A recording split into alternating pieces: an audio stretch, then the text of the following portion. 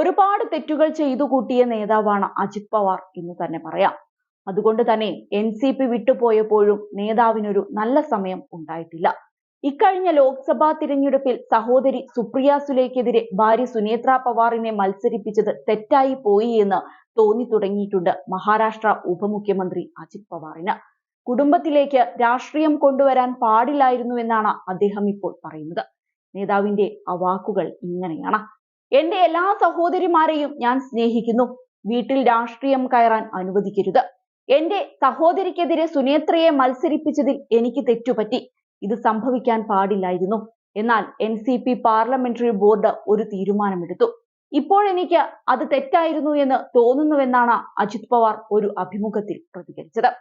അടുത്തയാഴ്ച രക്ഷാബന്ധൻ ദിനത്തിൽ ബന്ധുവിനെ സന്ദർശിക്കുമോ എന്ന ചോദ്യത്തിന് താൻ ഇപ്പോൾ ഒരു പര്യടനത്തിലാണെന്നും താനും സഹോദരിമാരും അന്ന് ഒരിടത്തുണ്ടെങ്കിൽ തീർച്ചയായും അവരെ കാണുമെന്നും അദ്ദേഹം പറഞ്ഞു.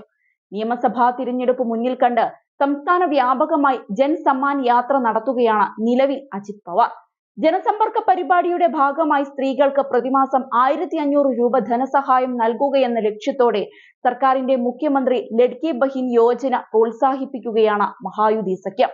ബാരാമതി ലോക്സഭാ മണ്ഡലത്തിലാണ് സുപ്രിയ സുലെക്കെതിരെ സുനേത്ര പവാർ മത്സരിച്ച് പരാജയപ്പെട്ടത്.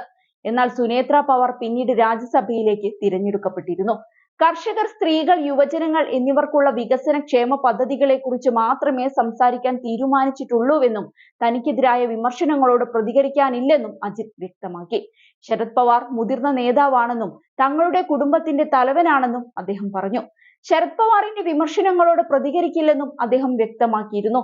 ശരത് പവാറിനെ ഭരണകക്ഷിയായ BJPയും ശിവസേനയും ലക്ഷ്യമിടുന്നതിനെ കുറിച്ചുള്ള ചോദ്യത്തിനായിരുന്നു അദ്ദേഹത്തിന്റെ ഈ പ്രതികരണം. കഴിഞ്ഞ വർഷം ജൂലൈയിലാണ് അജിത് പവാറും നിരവധി MLAമാരും പാർട്ടി പിളർത്തി ശിവസേന BJP സർക്കാരിൽ ചേർന്നത്. പിന്നീട് തിരഞ്ഞെടുപ്പ് കമ്മീഷൻ അജിത്തിന്റെ നേതൃത്വത്തിലുള്ള സംഘത്തെ യഥാർത്ഥ NCPയായി പ്രഖ്യാപിക്കുകയും ചെയ്തിരുന്നു. എന്നാൽ ലോക്സഭാ തിരഞ്ഞെടുപ്പിൽ അജിത് പവാറിനും സംഘത്തിനും വലിയ തിരിച്ചടിയാണ് നേരിടേണ്ടി വന്നത്.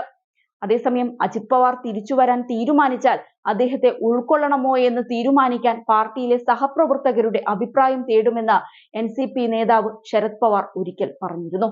അജിത് പവാറിനെ പാർട്ടിയിലേക്ക് സ്വാഗതം ചെയ്യുമോ എന്ന മാധ്യമപ്രവർത്തകരുടെ ചോദ്യത്തിന് വീട്ടിലെല്ലാവർക്കും സ്ഥാനമുണ്ടെന്നായിരുന്നു മറുപടി. എന്നാൽ വ്യക്തിപരമായി എടുക്കേണ്ട തീരുമാനമല്ലെന്നും പ്രതിസന്ധി ഘട്ടത്തിൽ ഒപ്പം നിന്നവരുടെ അഭിപ്രായം തേടുമെന്നും ശരത് പവാർ അന്ന് പറഞ്ഞിരുന്നു. ഏതായാലും അജിത് തിരിച്ചു വന്നാലും വേണ്ട രീതിയിലുള്ള പരിഗണന ഇനി NCPയിൽ നിന്നും കിട്ടുമെന്ന് കരുതേണ്ട.